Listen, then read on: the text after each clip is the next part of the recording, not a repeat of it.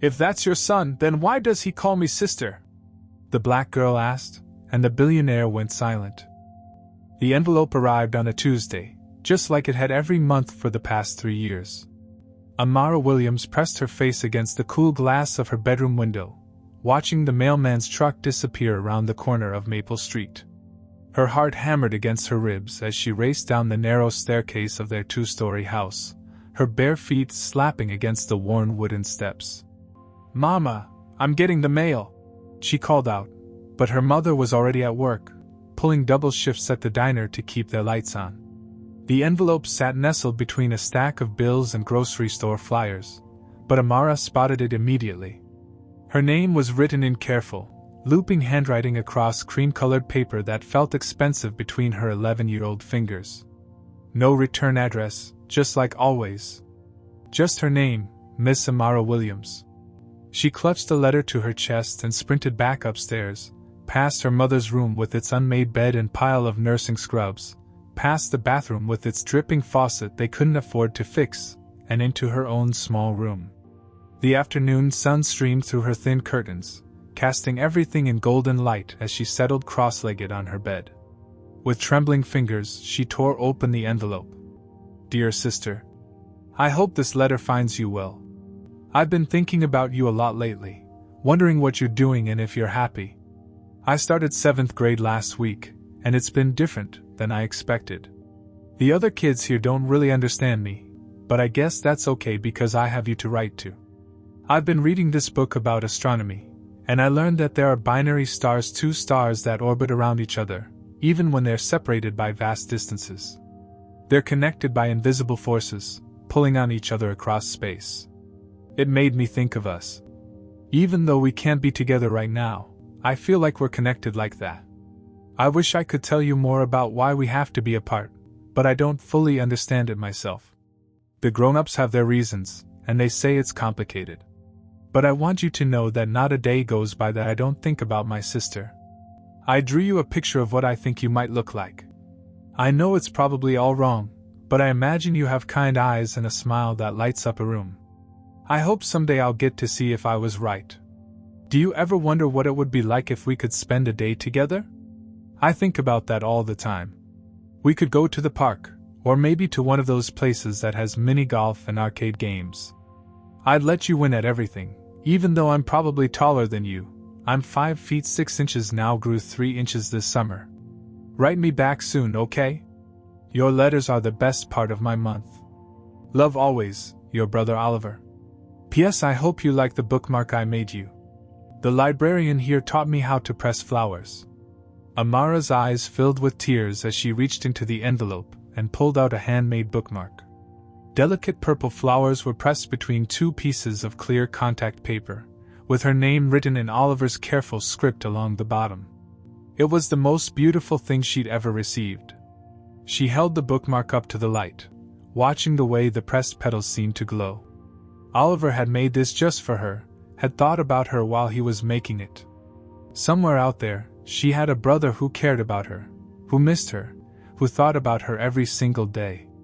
But the familiar ache settled in her chest as questions swirled through her mind. Why couldn't they be together? Who were these grown-ups with their complicated reasons?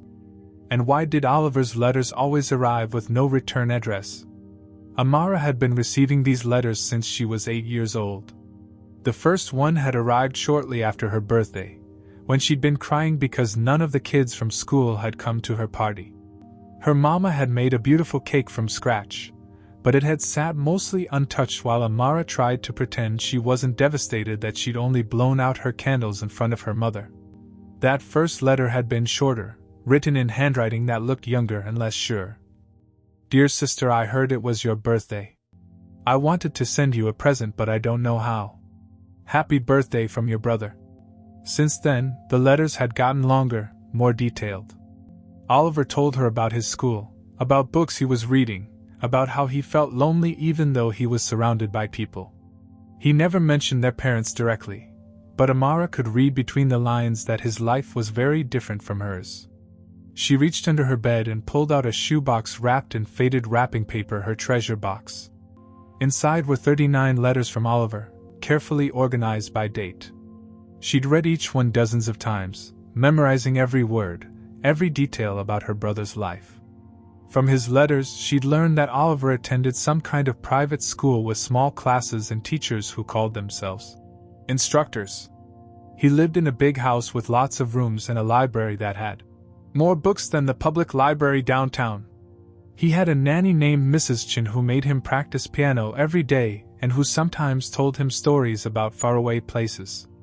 But despite all these wonderful things, Oliver always sounded lonely in his letters. He wrote about feeling like he was living behind glass, watching life happen around him but never really being part of it. He wrote about wanting a real friend, someone who would understand him. I understand you, Amara thought, tracing her finger over his latest letter. I wish I could tell you that in person. She pulled out a piece of notebook paper, the lined kind from the dollar store, and began to write her response. Dear Oliver, your letter made me cry happy tears. The bookmark is the most beautiful thing I've ever owned, and I'm going to use it in every single book I read. I think about binary stars too, now that you've told me about them. Maybe that's exactly what we are. I looked it up at the library. I go there almost every day after school because Mama works late, and I learned that binary stars actually make each other stronger. They share energy across space. I like to think we're doing that too. 7th grade is treating me okay. I'm still the only black girl in most of my classes, but I'm used to that by now. I have one really good friend named Marcus who lives 3 houses down. His grandma watches me sometimes when Mama has to work overnight shifts. Marcus knows about you about the letters. He's the only person I've told. I wish I could send you pictures, but we don't have a camera. But since you described yourself, I'll tell you about me. I'm 5 feet 2 inches, you are taller, and I have dark skin and curly hair that Mama says has a mind of its own. My eyes are brown, and I have a gap between my front teeth that I used to hate but now I think makes me look unique. I hope I do have kind eyes like you imagined. I dream about meeting you too. Not just for a day, but for real. I want to know why we can't be together. Sometimes I make up stories about it, maybe our parents are spies, or maybe there's some family feud like in those old movies. But mostly I just wish I could hug my brother. Mrs. Patterson at the library helped me look up some things about pressing flowers. Did you know that different flowers mean different things? Purple violets mean faithfulness. I think you chose the perfect flower for my bookmark. I have to ask you something, and please be honest. Do you know our parents? I live with just my mama, and she gets sad when I ask about my father. She says some stories are too painful to tell. Do you know anything about why we're apart? I love you, brother, even though I've never met you. Your sister Amara. P.S. I'm going to make you something too. I learned how to weave friendship bracelets, and I'm making you one with your favorite colors. What are your favorite colors? As Amara folded the letter and sealed it in an envelope, she heard her mother's key in the front door. She quickly hid the shoebox back under her bed and tucked Oliver's latest letter into her school backpack. Amara? Baby, I'm home, her mother's tired voice called from downstairs. Coming, Mama! Amara bounded down the stairs to find her mother slumped on their second-hand couch, still in her diner uniform, her feet propped up on the coffee table. Sandra Williams was only 28, but the years of raising a daughter alone while working multiple jobs had left permanent lines around her eyes. How was school, sweetheart? Sandra asked, pulling Amara down beside her for a hug. Good. I got an A on my history test. Amara snuggled into her mother's embrace, breathing in the familiar scent of coffee and industrial soap that always clung to her uniform. That's my smart girl. You know I'm proud of you, right? I know, Mama. They sat in comfortable silence for a moment, but Amara's mind was spinning with questions. She thought about Oliver's letter, about his question regarding the grown-ups and their complicated reasons. She thought about her own question to him about their parents. Mama? She said carefully. Can I ask you something? Sandra's body tensed slightly. What is it, baby? Do I have any brothers or sisters? The question hung in the air between them. Sandra was quiet for so long that Amara wondered if she'd heard her. Why would you ask that? Her mother finally said, her voice barely above a whisper. Sometimes I feel like there's someone missing. Like our family isn't complete. Sandra pulled back to look at her daughter, and Amara was shocked to see tears in her mother's eyes. Oh, sweetheart, Sandra whispered, pulling Amara close again. Sometimes families are complicated. Sometimes people we love can't be with us, even when we want them to be. But do I? Amara pressed. Do I have siblings? Sandra was quiet again, and when she spoke, her voice was thick with emotion. The most important thing you need to know is that you are loved. You are so loved, Amara. And someday, when you're older, maybe some things will make more sense. It wasn't really an answer, but Amara could tell her mother wasn't ready to say more. She thought about Oliver's letters hidden in the shoebox under her bed, about the brother who loved her from a distance, about the invisible forces that kept binary stars connected across the vastness of space. That night, as Amara lay in bed staring at the ceiling, she made a decision. Tomorrow, she would walk to the post office and mail her letter to Oliver using the same mysterious P.O. box number she'd been using for 3 years. But she would also start paying closer attention to her mother's reactions, to the stories she wouldn't tell, to the sadness that crept into her eyes whenever certain topics came up. Somewhere out there, Oliver was probably lying in his own bed in his big house, wondering the same things she was wondering. 2 kids, separated by circumstances they didn't understand, connected by letters and love and an invisible force that pulled them toward each other across whatever distance kept them apart. We're binary stars, Amara thought as she drifted off to sleep, Oliver's bookmark pressed between the pages of her favorite book on the nightstand. And someday, we're going to find a way to be in the same sky. The scholarship letter arrived in May, 3 weeks after Amara had mailed her latest response to Oliver. She'd been sitting on the front porch, braiding friendship bracelets and waiting for the mailman, when Mrs. Henderson from next door came rushing over with an official-looking envelope. "This came to my house by mistake, honey," Mrs. Henderson said, squinting at the address. "Must be the new mail carrier getting confused again." Amara's hands shook as she tore open the thick envelope. Inside was a letter printed on expensive paper with an embossed logo at the top.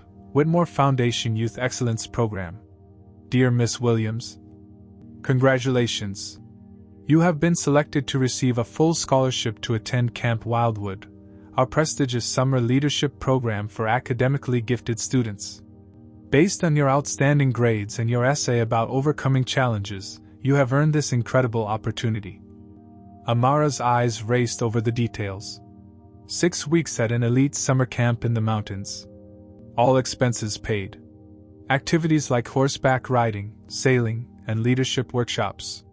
She never applied for any scholarship, but according to the letter, her school counselor had nominated her. When her mother came home that evening, Amara thrust the letter into her hands, bouncing on her toes with excitement. "Mama, look! I got a scholarship to summer camp!" Sandra read the letter twice, her expression shifting from surprise to something that looked almost like fear. "Baby, this is quite an opportunity," she said slowly. "But I don't know if... Please, Mama! Please let me go! I've never been anywhere before, and it's completely free. Look, they even provide transportation." Sandra stared at the Whitmore Foundation logo for a long moment, her jaw tight. Finally, she sighed and pulled Amara into a hug. "If this is what you want, then we'll make it work. You deserve good things, sweetheart. You deserve all the good things." 6 weeks later, Amara found herself climbing out of a chartered bus in front of Camp Wildwood, clutching a duffel bag that contained everything she owned. The other kids around her were pulling designer luggage from the storage compartments, chattering about their families' vacation homes and private tutors. The camp was like something from a movie. Pristine log cabins surrounded a crystal-clear lake, with mountains rising majestically in the background. Amara had never seen anything so beautiful. "Welcome to Camp Wildwood." A counselor with perfect teeth and a clipboard approached their group. "I'm Jake, and I'll be helping you get settled. Let's start with cabin assignments." As Jake called out names and cabin numbers, Amara noticed a boy standing slightly apart from the group. He was tall and thin, with sandy brown hair and nervous eyes that kept darting around like he was looking for an escape route. Something about him seemed familiar, but she couldn't place it. "Amara Williams, cabin 7, Jake called out. "Oliver Whitmore, cabin 12. Amara's heart stopped. She whipped around to stare at the boy with sandy hair, and found him staring right back at her with wide, shocked eyes. Oliver. Her brother Oliver. The boy who'd been writing to her for 3 years, who'd sent her pressed flowers and told her about binary stars and made her feel less alone in the world. For a moment, neither of them moved. Then Oliver's face broke into a smile, the same kind, gentle smile she'd imagined 100 times, and he started walking toward her. "Amara?" he said softly when he reached her. Do you know someone named Oliver who likes astronomy? Binary stars," she whispered, and his smile grew even wider. "Sister," he breathed, and suddenly they were hugging right there in front of everyone, 3 years of letters and longing compressed into one perfect moment. But as they pulled apart, Amara saw confusion flicker across Oliver's face. She realized he was taking in her appearance, her dark skin, her second-hand clothes, the way she looked so different from the other campers around them. "I thought," he started, then stopped, looking embarrassed. "You thought what?" Amara asked, though she already knew.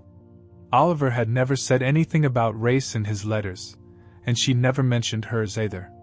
They'd just been brother and sister, connected by words and love. "You're not what I expected," he said honestly. "But I mean that in a good way. You're even more beautiful than I imagined." Over the next few days, they were inseparable. During arts and crafts, Oliver taught Amara how to make the flower bookmarks like the ones he'd sent her. During swimming lessons, Amara showed him how to do a perfect cannonball, something his nanny had definitely never taught him. But their differences became more apparent as the week went on. At dinner, Oliver instinctively used 3 different forks for different courses, while Amara had to watch and copy. During horseback riding, it became clear that Oliver had been taking lessons since he was tiny, while Amara had never been closer to a horse than seeing them on TV. "Your life is so different from mine," Amara said one evening as they sat by the lake, watching the sunset paint the water gold. "I know," Oliver said quietly. "I keep thinking about all the things in my letters that must have sounded so strange to you. The library in my house, the piano lessons, the nanny." "You have a nanny?" "Mrs. Chen. She's nice, but—" Oliver picked up a smooth stone and skipped it across the water. "Sometimes I feel like I'm living in a museum. Everything's perfect and beautiful, but I can't touch anything without permission." Amara thought about her small house with its dripping faucet and second-hand furniture, about her mother working double shifts just to keep the lights on. "I wish I could show you my neighborhood," she said. "It's not fancy, but it feels like home. And Marcus, my friend I told you about, his grandma makes the best cornbread in the world. I wish I could meet Marcus. And your mom." Oliver's voice got quiet. "I've been thinking, why don't our parents know about our letters? Why did we have to find each other by accident?" It was a question that had been nagging at Amara too. During their first night at camp, she'd called her mother from the camp phone, bursting with excitement about meeting Oliver. But instead of happiness, her mother had gone completely silent. "What did you say his last name was?" Sandra had asked, her voice strange and tight. "Whitmore. Oliver Whitmore. Mama, he's been writing to me for years. He's my—" "Amara, listen to me carefully," her mother had interrupted. "I want you to have fun at camp, but be careful what you say to that boy. Some things are more complicated than they seem." "You said that before," Amara had protested. "Why won't anyone tell me what's complicated about having a brother?" But her mother had just repeated her warning and changed the subject. Now, sitting beside Oliver in the fading light, Amara felt a chill that had nothing to do with the mountain air. "Oliver," she said slowly, "what does your father do for work?" "He runs a big company. Whitmore Industries." "Why?" Amara's stomach dropped. She thought about the scholarship letter, about the foundation logo, about her mother's strange reaction. This camp? She said. It's sponsored by your father's foundation, isn't it? Oliver nodded, looking confused. Yeah, he sponsors lots of programs for kids. He says it's good for the company image. He paused, studying her face. Amara, what are you thinking? I'm thinking, she said, her voice barely above a whisper, that maybe it's not a coincidence that we're both here. As if summoned by her words, a black sedan with tinted windows pulled up to the camp's main lodge. Oliver tensed beside her. That's my father's car, he said. He wasn't supposed to visit until the end of camp. They watched as a tall man in an expensive suit stepped out of the car, followed by two other men who looked like bodyguards. Even from a distance, Amara could see the family resemblance between the man and her brother. Come on, Oliver said, grabbing her hand. I want you to meet him. Maybe he can explain why we were kept apart. But as they approached the lodge, Amara couldn't shake the feeling that this meeting wouldn't bring the answers they were hoping for. Something about the way her mother had sounded on the phone, about the coincidence that had brought them together, about the careful way Oliver's father controlled every aspect of his son's life. Binary stars, she remembered. Connected by invisible forces, but sometimes those forces could tear them apart just as easily as they brought them together. The meeting with Charles Whitmore lasted exactly 12 minutes. Amara knew because she counted every second while standing beside Oliver in the camp director's office, watching her brother's father circle them like a shark studying its prey. Charles Whitmore was everything Amara had expected and nothing like she'd hoped.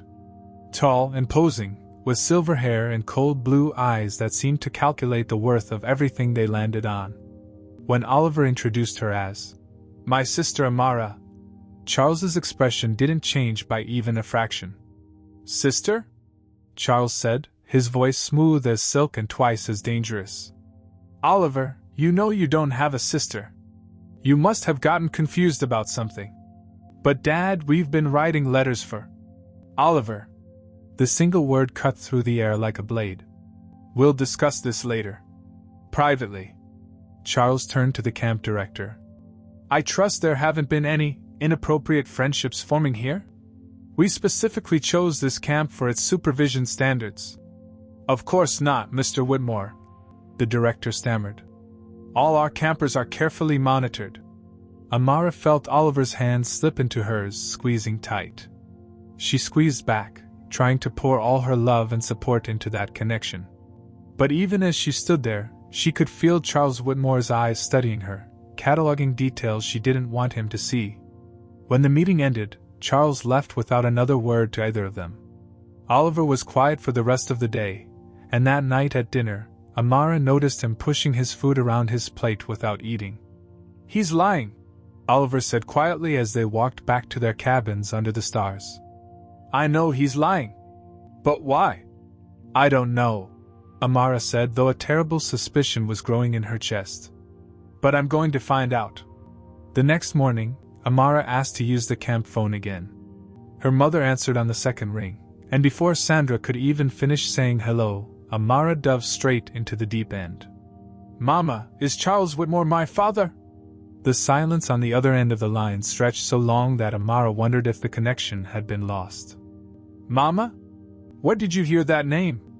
Sandra's voice was barely a whisper. Oliver's father.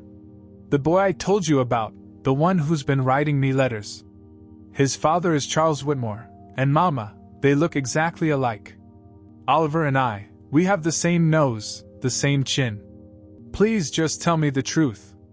Amara heard her mother crying softly on the other end of the line. Oh, baby, Sandra finally said. I was hoping.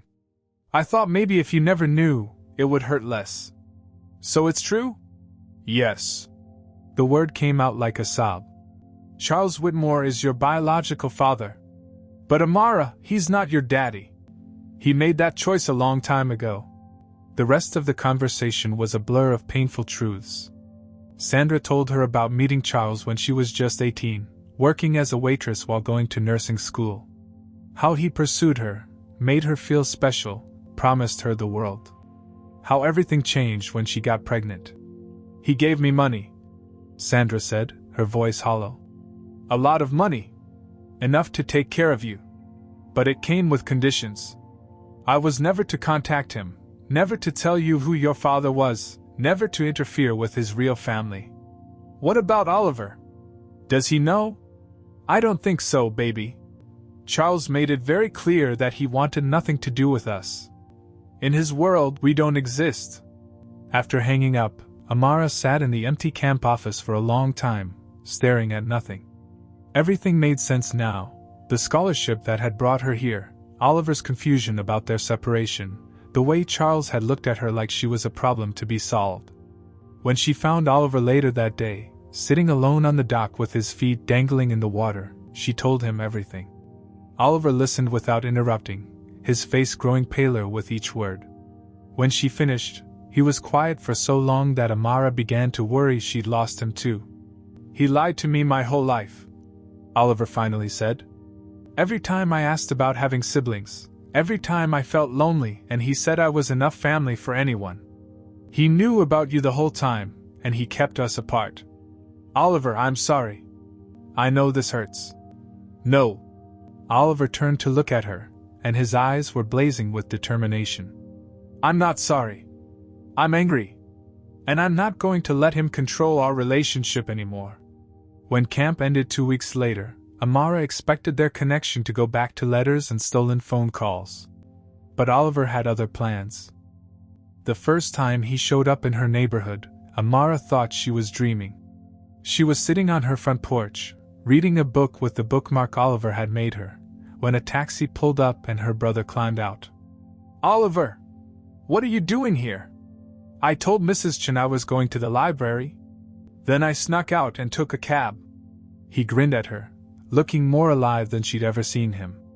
I wanted to see where my sister lives. Amara's heart swelled as she showed him around her small world.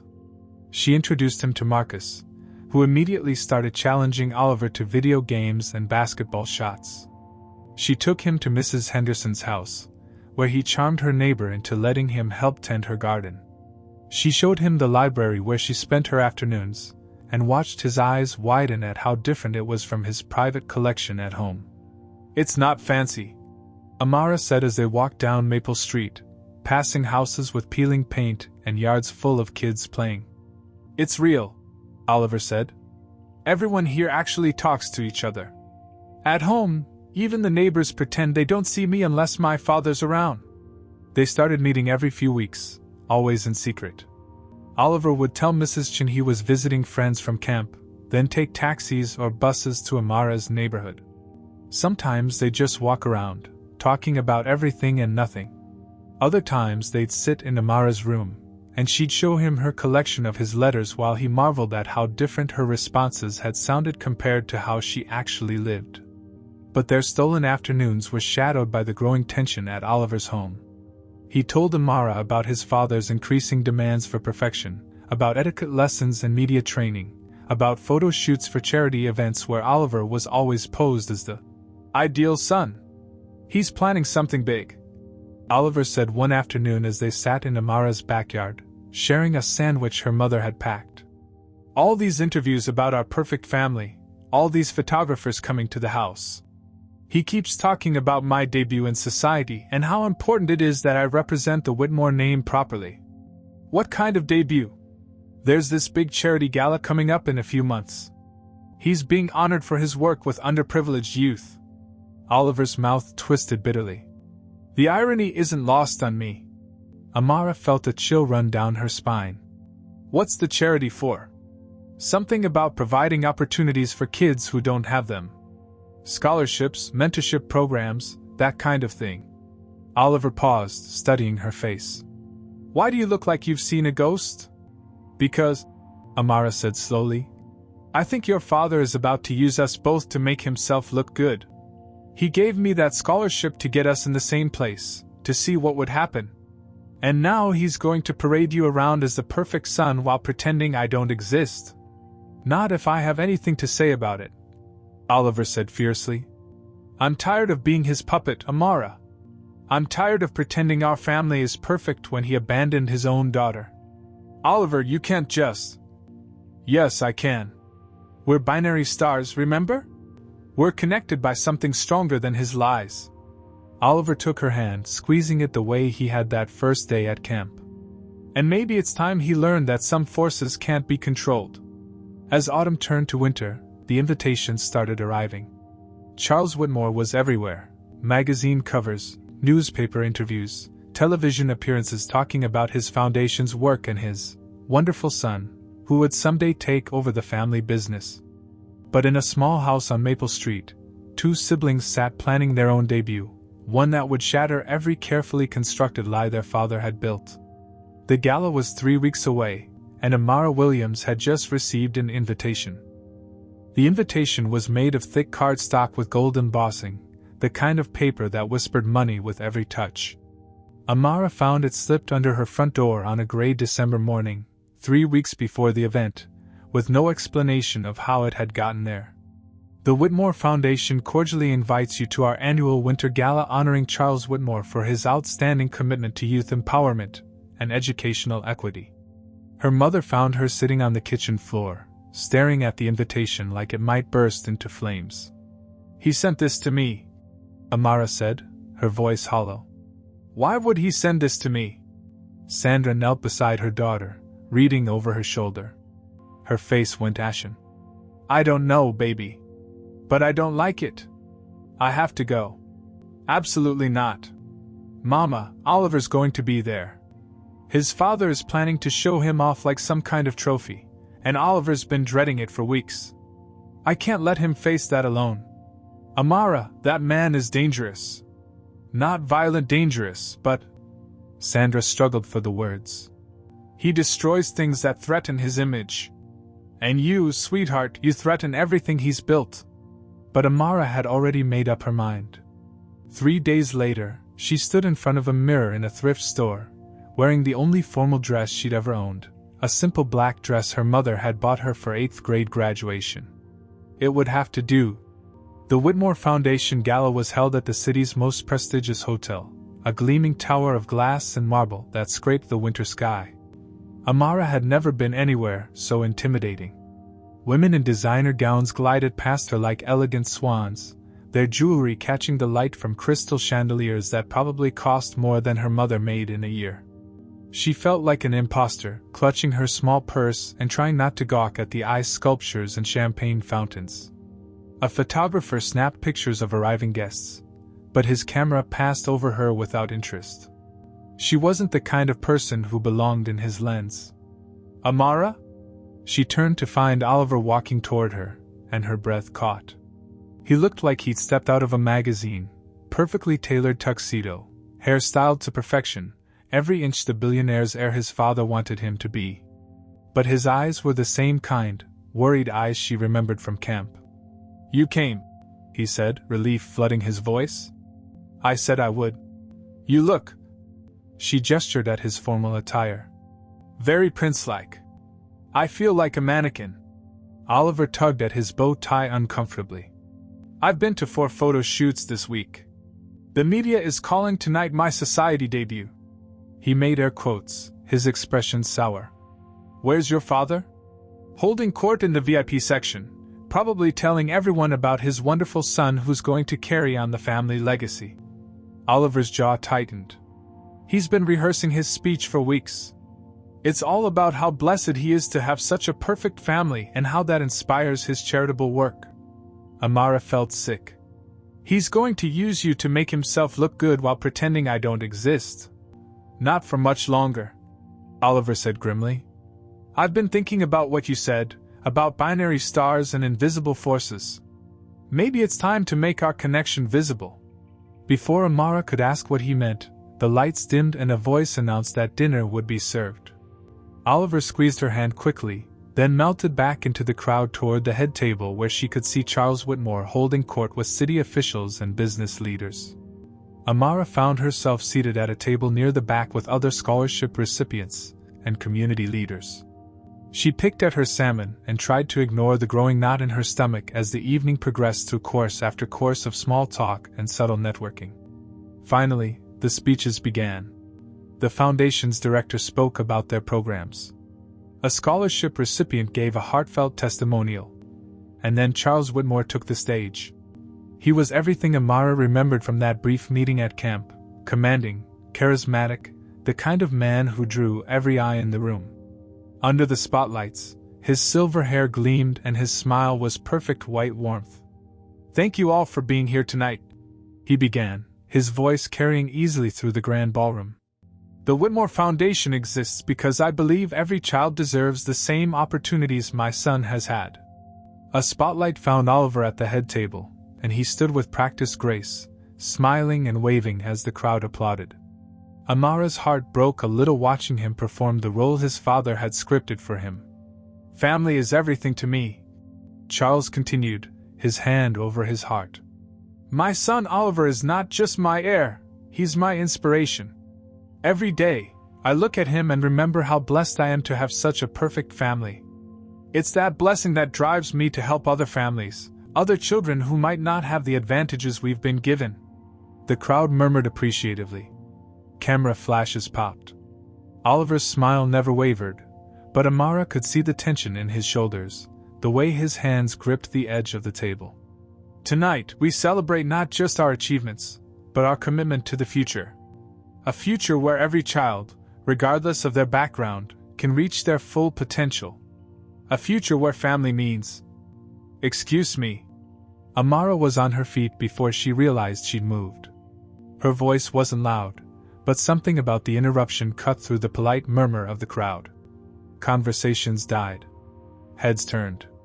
The spotlight swiveled toward her. Charles Whitmore stopped mid-sentence, his eyes finding her in the sudden silence. For just a moment, she saw something flicker across his face: recognition, alarm, calculation. "I'm sorry," she said, her voice gaining strength as every person in the ballroom turned to stare at her. "I don't mean to interrupt such a beautiful speech about family." "Young lady," the foundation director started to say, but Charles held up a hand. "It's quite all right," he said smoothly, though his smile had become fixed and unnatural. "Did you have a question?" Amara took a deep breath. At the head table, she could see Oliver watching her with wide eyes, his face pale in the stage lights. "Just one question," she said, her voice carrying clearly through the silent ballroom.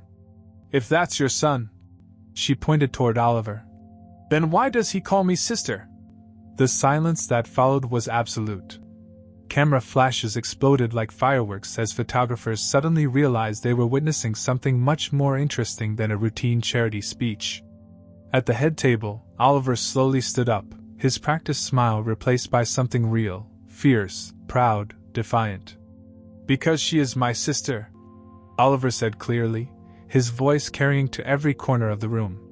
"Her name is Amara Williams, and our father has been lying about her existence for 12 years. Charles Whitmore stood frozen at the podium, his perfect smile cracking like ice in spring. The carefully constructed image of his ideal family was crumbling in real time, broadcast live by a dozen news cameras and witnessed by 500 of the city's most influential people. Charles started, then stopped. For the first time in his life, the great Charles Whitmore had nothing to say. But Amara wasn't done. "You gave a scholarship to bring me to that camp," she said, her voice steady despite the chaos erupting around her. "You wanted to see what would happen when we met. Well, here's what happened. We became real siblings. Not the perfect prop family you've been selling, but something honest. Something you'll never understand." The ballroom erupted. Guests began talking all at once, their voices rising in excitement and confusion. Photographers pushed forward, their cameras clicking rapidly. Security guards appeared, unsure whether this was a threat to contain or a spectacle to manage. And in the center of it all, Charles Whitmore finally understood that some forces truly couldn't be controlled. The video went viral within hours. Amara woke up the morning after the gala to find her phone buzzing with notifications she didn't understand. Text messages from numbers she didn't recognize. Friend requests from strangers. And then Marcus burst through her front door without knocking, his eyes wide with excitement and terror. "Amara! You're on the news!" She stumbled into the living room to find her mother sitting on the couch, remote control clutched in her white-knuckled hands, staring at the television screen. There was Amara's face, a screenshot from someone's phone video, next to a professional headshot of Charles Whitmore. Billionaire's secret daughter exposes family lies at charity gala. Scrolled across the bottom of the screen. The confrontation that stunned the city's elite last night, the news anchor was saying. When 12-year-old Amara Williams publicly identified herself as the daughter of Charles Whitmore, who has spent years building his reputation on family values and helping underprivileged youth. They showed the clip again, Amara standing in her simple black dress, her voice clear and strong as she asked her question. Then Oliver rising to defend her, his face fierce with protective love. And finally Charles, frozen at the podium like a statue coming to life in all the wrong ways. "Oh, baby," Sandra whispered, pulling Amara close. "I'm so sorry. I should have protected you from this." But the media storm was just beginning. By noon, news vans lined Maple Street. Reporters knocked on their door every few minutes, shouting questions through the windows when Sandra refused to answer. Neighbors gathered on their porches, some supportive, others whispering and pointing. Amara's phone finally rang with a number she recognized. "Oliver?" She pressed the phone to her ear, stepping into the bathroom for privacy. "Amara, are you okay? There are reporters everywhere here too, and my father." Oliver's voice was shaky, exhausted. "Where are you?" "At my Aunt Rebecca's house. I left this morning. I couldn't. I can't even look at him right now." Oliver's Aunt Rebecca was his father's younger sister, a pediatric surgeon who had never married and lived in a converted loft downtown. Unlike Charles, she'd always treated Oliver like a normal kid rather than a corporate asset. "He's been calling all morning," Oliver continued, "demanding I come home, saying we need to present a united front. That if I cooperate, he can make this all go away." The bitterness in his voice was sharp enough to cut. "Like you're something shameful that needs to disappear." "What did you tell him?" "Nothing. I'm not talking to him. Maybe not ever again." The next few days blurred together in a haze of ringing phones and flashing cameras. The story had everything the media loved: wealth, scandal, family secrets, and a sympathetic child caught in the middle. But the coverage was split in ways that made Amara's stomach churn. Some outlets painted her as the brave daughter finally claiming her birthright. Others whispered about her mother being a gold digger, and questioned her motives for seeking attention. The comments on social media were even worse, full of people debating whether she deserved to be acknowledged and making assumptions about her race, her neighborhood, her family. "Don't read that garbage," Marcus said firmly, taking her phone away when she showed him some of the nastier comments. "Those people don't know you. They don't know anything." But it was hard to ignore when the scrutiny followed her everywhere. Photographers camped outside her school. Classmates stared and whispered. Teachers didn't know whether to treat her normally or like she might shatter if they looked at her wrong. The worst part was watching what it was doing to her mother. Sandra had taken time off work to deal with the media circus, but Amara knew they couldn't afford it. Every interview request came with offers of money, exclusive tell-all, opportunities that could solve their financial problems but would require Sandra to share the most painful parts of her past with strangers. "I won't do it," Sandra said firmly when Amara suggested they consider one of the offers. "Our story isn't for sale." Meanwhile, Charles Whitmore was facing his own reckoning.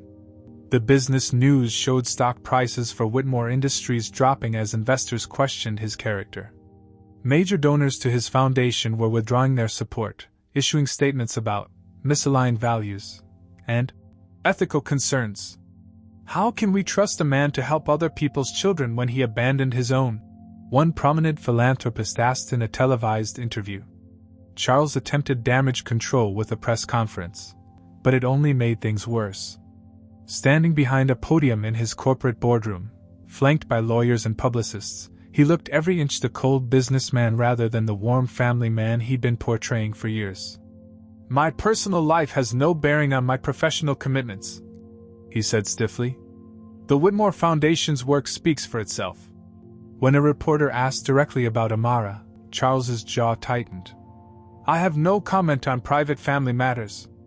My focus remains on the important work of helping disadvantaged youth through our programs. The non-answer fooled no one. Social media exploded with outrage about his refusal to acknowledge Amara even now, after she'd been publicly exposed to the world. Oliver watched the press conference from his aunt's living room and immediately called Amara. "Did you see it?" His voice was thick with disgust. "He's still pretending you don't matter. Even after everything, he'd rather protect his image than just be a human being." "I saw it." Amara was surprised by how little it hurt. She'd spent so many years wondering about her father, dreaming that maybe someday he'd want to know her. But seeing him now, watching him choose his reputation over her again and again, she realized she'd been mourning someone who had never really existed. "My aunt wants to meet you," Oliver said suddenly. "She says anyone who raised a kid brave enough to speak truth to power in front of 500 people must be doing something right." "I'd like that," Amara said, meaning it. That evening, as the latest news cycle moved on to other scandals and the reporters finally began to drift away from Maple Street, Amara sat on her front porch with her mother. The autumn air was crisp, and for the first time in a week, their street was quiet. "Do you regret it?" Sandra asked softly. "Speaking up at the gala?" Amara thought about it, about the chaos that had followed, about the strangers picking apart her life, about the way Charles had looked at her like she was a problem to be solved rather than a daughter to be loved. "No," she said finally.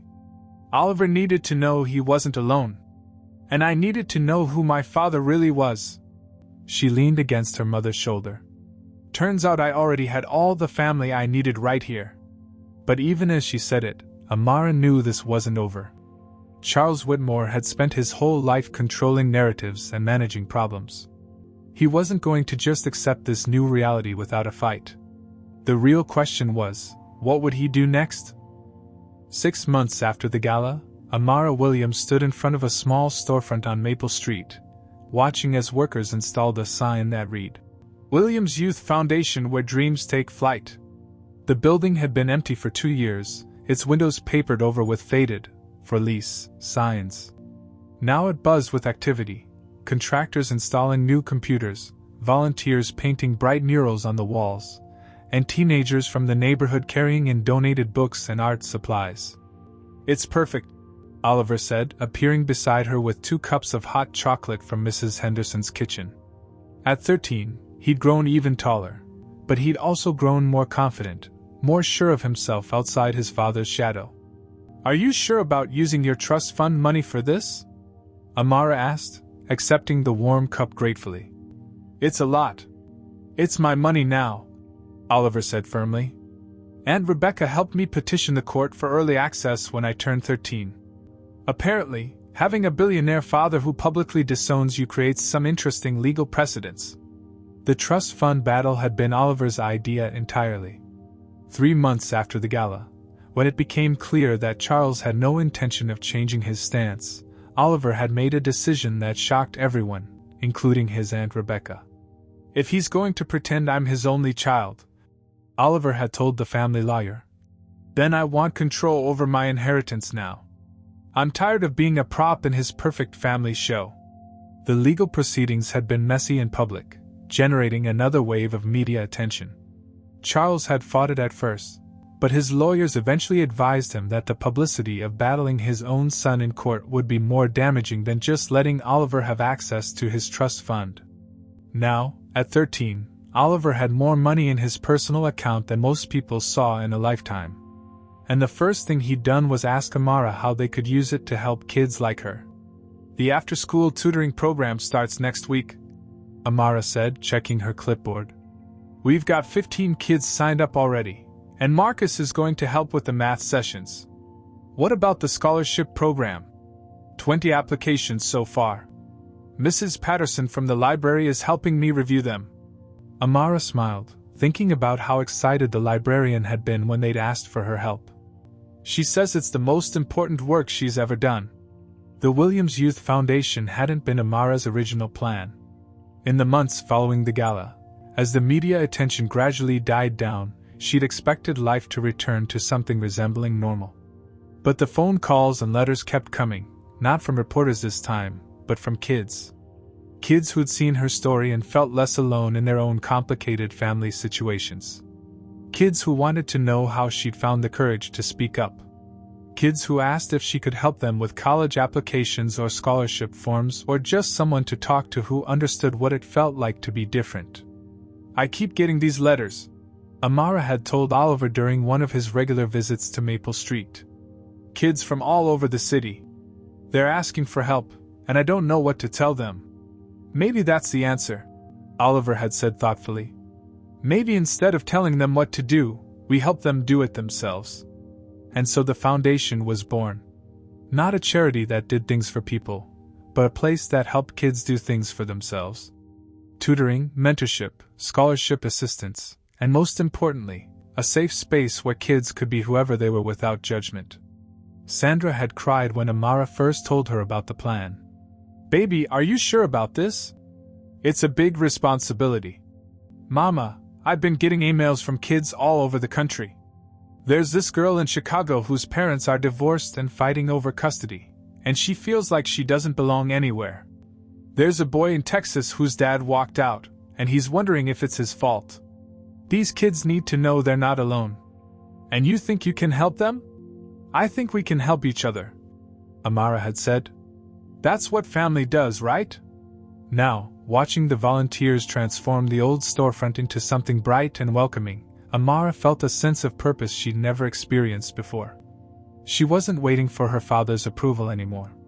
She wasn't wondering when someone would claim her or acknowledge her worth. She was creating her own space in the world, and inviting others to do the same. "Amara!" Marcus called from inside the building. "The computers are working. Want to see?" She was about to head inside when a familiar black sedan pulled up across the street. Amara's heart skipped, but not with the hope she used to feel. Oliver tensed beside her as Charles Whitmore stepped out of the car. He looked older, grayer than he had at the gala. The past 6 months had not been kind to him. 3 major business deals had fallen through after his partners decided they didn't want to be associated with his personal scandal. The foundation that bore his name had quietly dissolved, its remaining funds distributed to other charities that actually served the communities they claimed to help. Charles stood on the sidewalk for a long moment, staring at the foundation's sign, at the kids coming and going with excited chatter, at the son who no longer lived in his house and the daughter he'd never acknowledged. Finally, he started walking toward them. "Amara," he said when he reached the storefront. His voice was uncertain, nothing like the commanding tone she remembered. I wanted to see what you were doing here." "Why?" The question came out sharper than she'd intended, but she didn't soften it. "Because..." Charles struggled for words, his composure cracking. "Because maybe I was wrong. About a lot of things." Oliver stepped closer to Amara, a gesture of solidarity that didn't go unnoticed. "Maybe isn't enough," Oliver said quietly. "She didn't need your approval to build this. We don't need your money or your name or your permission to be family." Charles's face crumpled slightly. For a moment, he looked like he might say something else, something real. But then his mask slipped back into place, and he straightened his shoulders. "Well," he said stiffly, "good luck with your project." He turned and walked back to his car without another word. As the sedan drove away, Amara felt something settle in her chest, not sadness, but a kind of peaceful finality. "Are you okay?" Oliver asked. "Yeah," she said, surprised to realize she meant it. "I am." Marcus stuck his head out the door. "Are you guys coming?" "The first kids are here for orientation, and they want to meet the founders." Amara looked at Oliver, who grinned and gestured toward the door with a mock bow. "After you, sister." As they walked into the Williams Youth Foundation together, past walls covered with bright murals and tables surrounded by eager young faces, Amara thought about binary stars again. She'd learned more about them since that first letter from Oliver, how they danced around each other across vast distances, how they shared energy and light, how they created something more beautiful together than either could manage alone. She'd also learned that the strongest binary systems weren't held together by gravity or chance, but by choice. The decision to keep orbiting each other, to keep sharing light, to keep being family even when the universe tried to pull them apart. Later that evening, as the last volunteers headed home and the foundation grew quiet, Amara and Oliver sat on the front steps, watching the sunset paint Maple Street in shades of gold. "You know what I realized today?" Amara said. "What?" "Family isn't who claims you," she said, echoing words she'd been thinking about for months. "It's who stays beside you when the cameras turn off." Oliver smiled and bumped her shoulder with his. "Binary stars?" "Binary stars," she agreed. And as the first stars appeared in the darkening sky above their neighborhood, Amara Williams knew she'd finally found where she belonged, not in her father's carefully constructed world of perfection and pretense, but here, in the space she'd created for herself and others who knew what it meant to build family from choice rather than chance. The Williams Youth Foundation would help hundreds of kids in the years to come. But its most important work had already been done the moment two siblings decided to define family for themselves, on their own terms, in their own way.